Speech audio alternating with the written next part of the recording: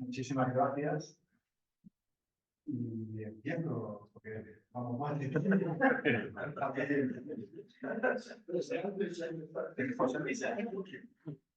Nuestro co-director del Congreso me ha invitado a participar con este tema, porque sabe que he trabajado en el pasado y siempre hablando de la historia de los conceptos políticos sobre el conciliarismo. Y en particular sobre Juan de Segovia, un viejo texto que tengo sobre esta cuestión. Bueno, así que antes de abordar a Victoria, hay unos comentarios. Pues esto me ha obligado a retomar temas que ya los tenía un poco lejanos, pero con mucho gusto y con mucho placer con el tema del conciliarismo. Antes voy a hacer unos comentarios generales sobre el conciliarismo del siglo XV. Y por tanto, antes de que el propio Victoria tratara la cuestión del poder del Papa y del Concilio en la reelección, que sin duda, pues, esta reelección que tiene Victoria en el 34, inevitablemente pues tengo que tratar, hay un pequeño resumen o comentarios sobre el trabajo de Victoria en torno a esta reelección, donde aparece planteado el problema del conciliarismo, pero antes me gustaría decir cuál es mi visión en torno al conciliarismo. En materia de conciliarismo, asumo una posición cercana a la de Asser Hoffman y desde mi productor en Italia, nuestro amigo Joseph Russo. Ambos se caracterizan por separar claramente los conceptos políticos, ideológicos, medievales de los modernos. Yo creo que el concepto de conciliarismo es un claro concepto premoderno, que como otros, sirve de ejemplo concepto que he trabajado en el pasado, como el de constitución mixta, no se encuentran en el origen de similares o parecidos conceptos modernos. Al igual que la constitución mixta es algo muy distinta de la moderna división de poderes, el conciliarismo es muy diferente de la democracia moderna, de la soberanía del pueblo, del parlamentarismo asociado a la teoría del mandato, como sin embargo algunas veces se ha llegado a decir que el conciliarismo está en el origen de todo esto. Creo que para comprender el conciliarismo más bien tenemos que acudir a la teoría corporativa de la Edad Media, precisamente esa teoría que a partir de la filosofía política moderna, pensemos a partir de Hobbes, pues desaparece en este ámbito, en el ámbito, insisto, de la filosofía política moderna. La principal originalidad, como dice Hoffman, del movimiento conciliar, del conciliarismo, consiste, primero hace el conciliarismo, luego vendrá, si suele identificar el conciliarismo es con la afirmación de que el concilio es superior al Papa. Pero lo primero que se plantea el conciliarismo es justificar el funcionamiento del concilio en ausencia de Papa. Y insisto, solo después viene la cuestión de quién es superior, si el concilio. Se suele decir, y lo volveremos a comprobar en la polémica Cayetano-Alemán de los años 1511 y 1512, que solo en los casos de extrema necesidad, como cuando el obispo de Roma cae en la herejía, está justificado el concilio sin papa. En estas circunstancias extraordinarias, la razón natural, la que ella aconseja la convocatoria del concilio, porque omnes candi ad omnibus approbetur del reprobetur, lo que concierne a todo, tiene que ser aprobado por el Pleno.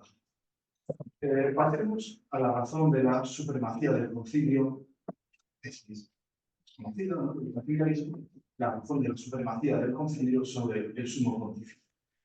Esta es debida a que dos cosas distintas, como es, por un lado, la Iglesia Universal y, por otro lado, el concilio, se identifican, pero son dos cosas distintas, la Iglesia Universal y el concilio. Para el conciliarismo, la Iglesia Universal no se identifica con la unidad de concilio y papa, como decía Oca, por ejemplo, sino solo con el concilio. El sumo pontífice es el primer ministro de la Iglesia, pero no se identifica con ella. Si lo hace Cristo, y como lo hará ya en la filosofía política moderna, el representante soberano, que se identifica con el Estado, con la comunidad política, con toda la comunidad política. De ahí que el obispo de Roma gobierne la Iglesia mientras cumpla, según las tesis conciliaristas, mientras cumpla legalmente su oficio. Cuando no lo haga así, entonces le compete a la Congregatium Fidelium, a la comunidad de los fieles, que se manifiesta como un todo orgánico, cuando sus partes se reúnen en concilio general, esto es en una asamblea ecuménica que representa a toda la Iglesia. Es verdad que el concilio no es la reunión de los creyentes de todas partes, no es el concilio la verdadera Universitas Fidelium, pero sí es, si realmente lo piensan los conciliaristas, lo más próximo a ella, a la Universitas Fidelium. Para la teoría corporativa medieval, solo un representante colectivo y no uno individual, el Papa, puede identificarse con omnes, con toda Universitas Fidelium, con la totalidad. Por tanto, únicamente el concilio puede constituir y dar forma a la corporación universal de la Iglesia y por ello es superior a la fe, el obispo.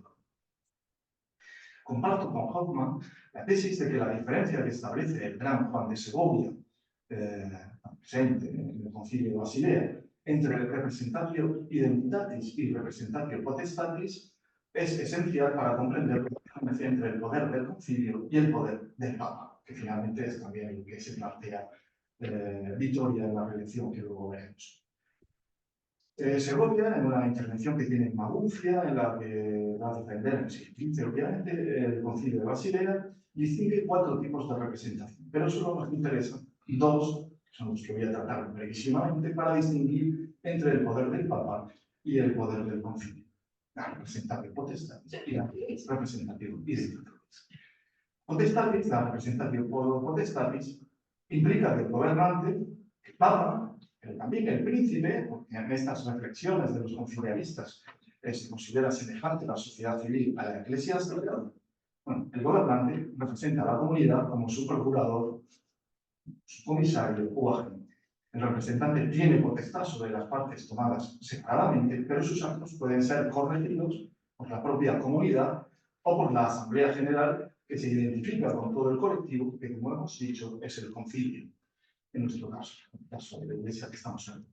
Como sabemos, así lo hizo el concilio de Basilea con el Gen 4, corregir los actos de este representante, de esta representación potestatis que tiene el Papa en su morfología. La representación identitatis solo es ejercida en el seno de la Iglesia, nos dice Juan de Segovia, por la institución del concilio. Se parece a la ejercida por el Consejo, la Asamblea o el Senado de la República o sociedad civil. En este caso, la autoridad legítima del representante, el concilio en nuestro caso, no es inferior a la de los representados, ya que los representantes son considerados idénticos al todo. La representación identitatis designa la equivalencia dinámica de la parte con el todo. O en otras palabras, supone que en determinadas ocasiones, si hablamos de la sociedad civil, el Senado, la Asamblea se identifica con la República, si hablamos de la Iglesia, el concilio se identifica con la Iglesia. Es verdad que el todo no puede ser representado por una parte cualquiera, sino, en el caso de la ciudad, por los ultimates, miembros preeminentes de esa Asamblea o Senado, y en el del concilio por los obispos, clérigos y teólogos más sabios y preeminentes. Volveré a esta cuestión un poquito más. En defensa del conciliarismo se va a usar también el esquema corporativo caput corpus. Teólogos como Chavarella y Segovia, Juan de Segovia, subrayaban la diferencia entre, por supuesto, la cabeza de Cristo y la del Papa. Decían que el obispo de Roma es caput secundario, porque, aunque eminente, solo es un miembro o un ministro del cuerpo de los fieles. En cambio, Cristo sí es, a la vez, miembro parcial, caput, y cuerpo entero, corpus místico. En el fondo, la teoría corporativa del conciliarismo obviamente va a conceder más importancia a la universidad que a la cabeza, todo, al gobernante. El elemento más fundamental del corpus de la Iglesia es para las teorías conciliaristas el animus, mens o ánima, y no su cabeza temporal, el Papa. De ahí que sea ese animus, el Espíritu Santo, quien guíe al concilio general. Lo decisivo es tener en cuenta que, en contraste con la ciudad u otras corporaciones civiles, el concilio es un cuerpo inframundano abierto al influjo divino, lo cual explica que su infalibilidad sea algo que no dependa de una solución institucional proporcionada por la teoría corporativa, bíblica, sino depende esa infalibilidad de la asistencia de la gracia concedida por la tercera persona de la Trinidad. Los conciliaristas, en suma, sostienen que el concilio general representa a la Iglesia del modo más activo y verdadero porque lo hace per modum identitatis, de acuerdo con esta representación identitatis a la que antes nos referíamos, y lo hace de modo más sagrado, porque en él, en el concilio, está presente el Espíritu Santo. Bueno, ya casi paso ya a la Victoria, pero un poquito antes de pasar a la Victoria, insisto en que sería un error, vuelvo a lo del principio, pensar en el conciliarismo como una teoría revolucionaria unida a los conceptos modernos de soberanía popular y democracia. Ni se halla, vuelvo a repetir, en el origen del Parlamento en el sentido moderno, ni contiene una teoría democrática del mundo. Y ello es debido, entre otras causas, por insistir en esto, que más o menos ha aparecido, a que, por un lado, el conciliarismo nunca ha vinculado la idea de representación con la delegación popular, frente a la representación por mandato. Por ejemplo, en Basilea se insistía mucho en el deseo de que estuvieran las personas más instruidas y expertas.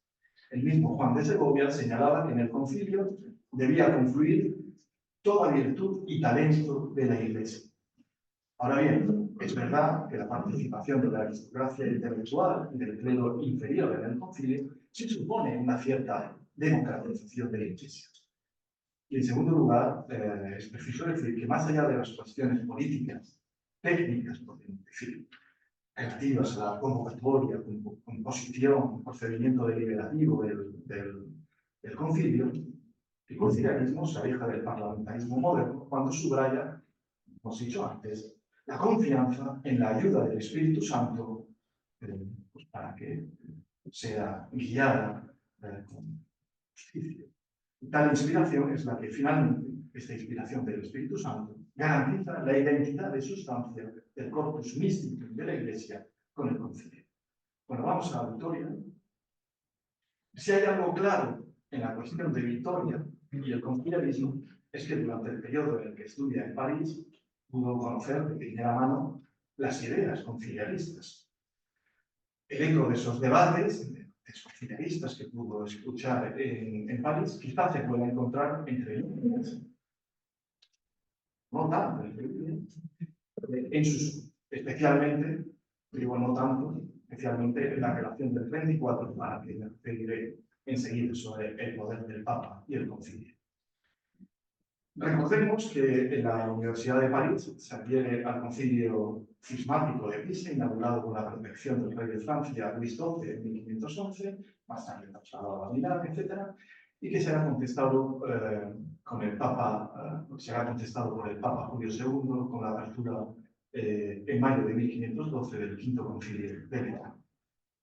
En ese contexto, los parisienses seguir sosteniendo que la potestad eclesiástica reside inmediatamente en la comunidad y en su representante, que es el concilio, del mismo modo que la potestad civil residía inmediatamente en toda la república y en sus representantes, el Senado o cualquier tipo de asamblea semejante. Argumento que Victoria rebatida en una de sus predicciones que veremos. Por aquel entonces, el general dominicos, recuerdo bien sabido, el general de los dominicos, Cayetano, prohibió a los suyos, bajo pena de excomunión, a los suyos, a los dominicos, el apoyo al concilio cismático. El mismo año de 1511, Cayetano publica en Roma el célebre tratado de Comparatione Autoritatis Papalae et Concilio. En este tratado defiende, no podía ser de otra manera, la superioridad del Papa sobre el concilio, siguiendo la tradicional postura de la orden. Como se recordará, ya en el siglo XV, Torquemada había defendido la superioridad del sumo pontífice en el contexto de los concilios de Constanza y Basilea, que proclamaron las tesis conciliaristas. En su tratado de 1511, tratado de Cayetano, que Victoria tiene muy en cuenta en la reelección del 34, la del Papa y del Concilio, la de la potestad del Papa y del Concilio. En este tratado del 11, Cayetano afirma que la potestad del Papa sobre toda la Iglesia, esta potestad el Papa la ha recibido de Cristo, el cual quiso instituir un régimen monárquico en la Iglesia. mientras que en el fondo los conciliaristas están diciendo que Cristo ha querido instituir un régimen democrático. Los demás apóstoles, dice Cayetano, recibieron una potestad semejante a la de Pedro, pero mientras este último fue constituido como vicario de Cristo, los demás fueron simplemente designados como delegados del Hijo de Dios. Bajo la potestad de Pedro estaban todos los demás apóstoles en cuanto a ovejas de Cristo. Cayetano sostenía que los sucesores de los apóstoles carecían de su potestad, de la potestad de los apóstoles, mientras que el sucesor de Pedro sí detentaba la potestad del primer obispo de Roma sobre toda la Iglesia. Según Cayetano, los partidarios de la superioridad del concilio se basaban, en cambio, en la tesis falsa, la decretada por los concilios ilegítimos de Constanza y Basilea, de que Cristo dio la potestad eclesiástica directamente a la Iglesia y, por tanto, instituyó un régimen democrático, como decíamos antes, de modo que la comunidad tiene potestad sobre el Papa como la república sobre el príncipe. Cayetano examina también la cuestión que hemos referido también antes, cuestión que es central para el conciliarismo: si es lícito congregar el concilio sin la autoridad, sin el Papa, sin la autoridad o incluso contra la autoridad del Papa. Sostiene Cayetano que el concilio perfectum simpliciter solo puede ser congregado por el Papa y realizado con la presencia del Papa. Hay, no obstante, dos excepciones que reconoce Cayetano a esta. En primer lugar, y a la cual a esto le va a sacar mucho partido, veremos Vitoria, en estas cuestiones hay que andarse con cuidado. Dice Cayetano, cuando se trata de deponer al sumo pontífice hereje, no es necesario contar que sea congregado el propio Papa. En este caso, el súbdito, además, puede desobedecer, resistir, aunque no puede deponer a la cabeza de la Iglesia. El remedio para que el Papa deje de ser hereje no es la deposición, que predica el derecho de resistencia activo, sino, esto puede parecer ridículo desde nuestro punto de vista, pero el teólogo no es, obviamente, sino la oración. En segundo lugar, es legítima, añade Cayetano, la convocatoria del concilio sin el Papa, cuando en el caso de cisma no se sabe de quién es el Papa. En este caso, también es esa convocatoria. En cualquier caso, Cayetano piensa que el Papa nunca rehusará convocar el concilio cuando lo soliciten hombres virtuosos y exista una causa justificada para celebrar. El profesor de la Sorbonne, Jacques Allemand, publica enseguida, en 1512, contra el Tratado de Cayetano, su célebre Libellus, de Autoritate Ecclesiae, Sacrorum Conciliorum, etc., en el que defiende las tesis conciliaristas, extender, que paso enseguida a Vitoria. Esto es, defiende que el concilio representa a la Iglesia universal y tiene poder superior al Papa, tiene poder para limitar, por tanto, el uso de la potestad papal, para establecer leyes a las que se sujete el sumo pontífice e incluso para juzgar al Papa y deponerle en caso de delito muy grave, según Allemand. A este tratado, Cayetano responderá con su apología de comparate autoritate papa e concili, etc. Bien, simplemente ya quiero pasar a la revisión para terminar, de Vitoria. Tras el concordato de 1516 entre el nuevo rey de Francia, Francisco I, y el nuevo Papa, León X, pues realmente en París se acaba la cuestión del conciliarismo. La misma Universidad de París había recibido poco antes de ese concordato la orden del rey de no examinar y condenar el libro de Cayetano, que antes nos referíamos. Pues vamos con Vitoria. Aunque hay otras obras que deberían ser tenidas en cuenta, como la redacción segunda de Potestate Ecclesiastica de 1533 o el comentario al Deleibus de Tuso 2324, en el que condena a Vitoria algunas cuestiones fundamentales para el conciliarismo, me voy a centrar en la elección, creo que es central en Vitoria para tratar esta cuestión que es de potestate papae e concili, de la potestad del Papa y del concilio, de 1534.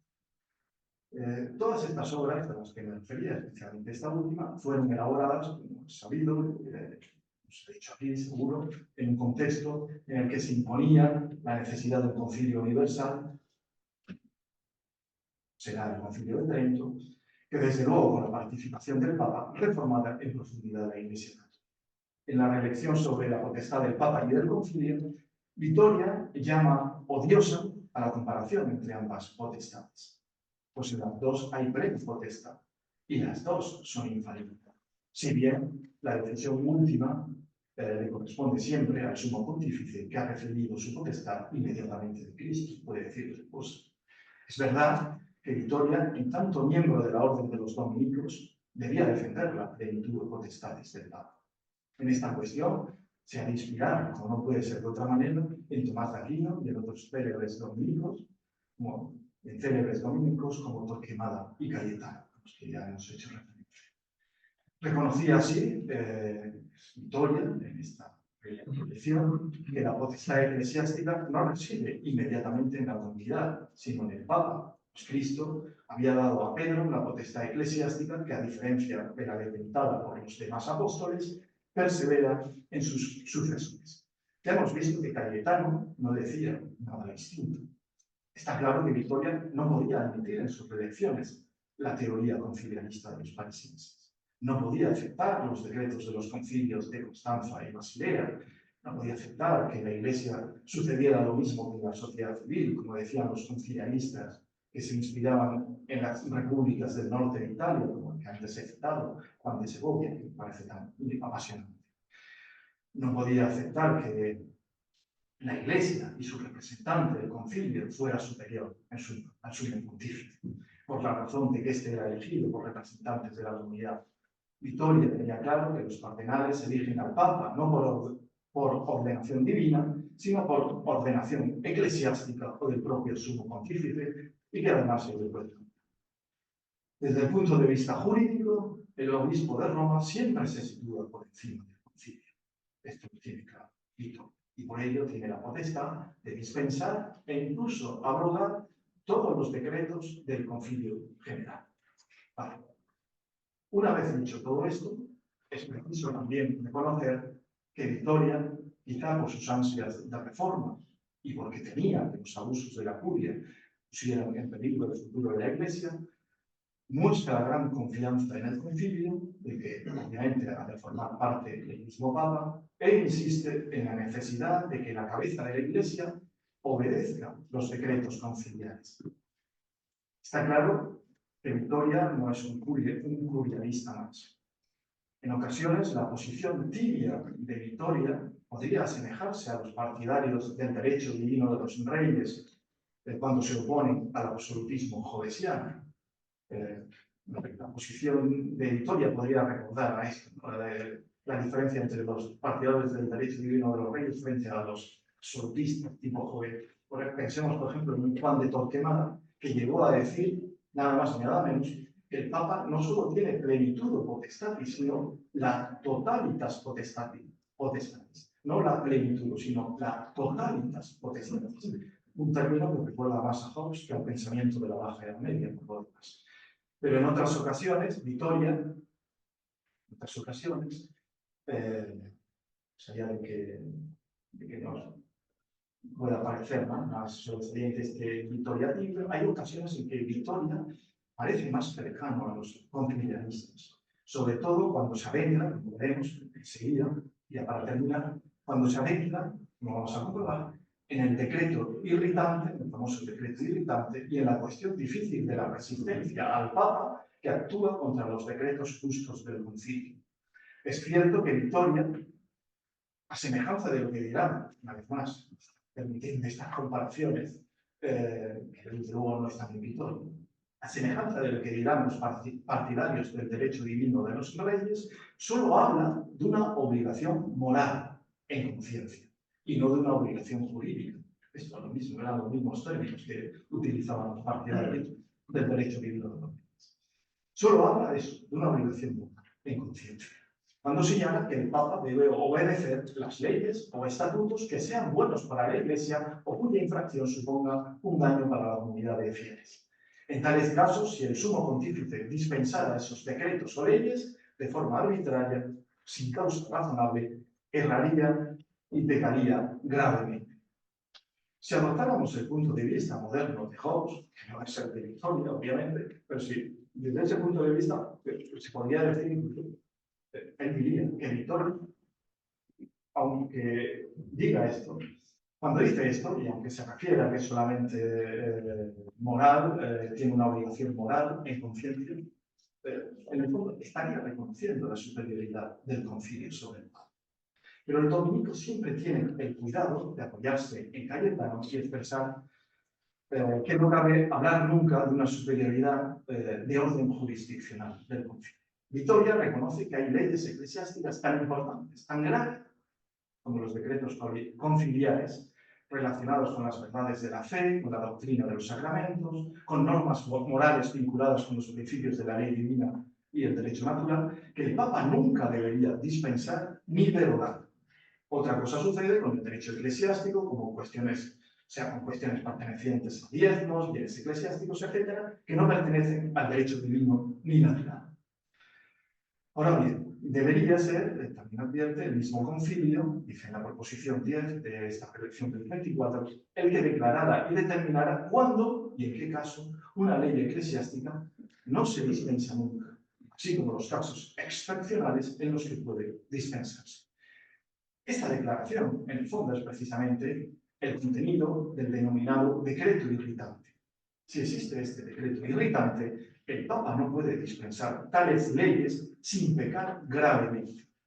Es preciso recordar que fue el Concilio de Basilea el que propuso añadir a los más importantes cánones reformatorios del Concilio un decretum irritans. Esto es una cláusula que impidiera al Papa dispensar los decretos conciliares e invalidar en el futuro o invalidara las futuras dispensas del pontífice.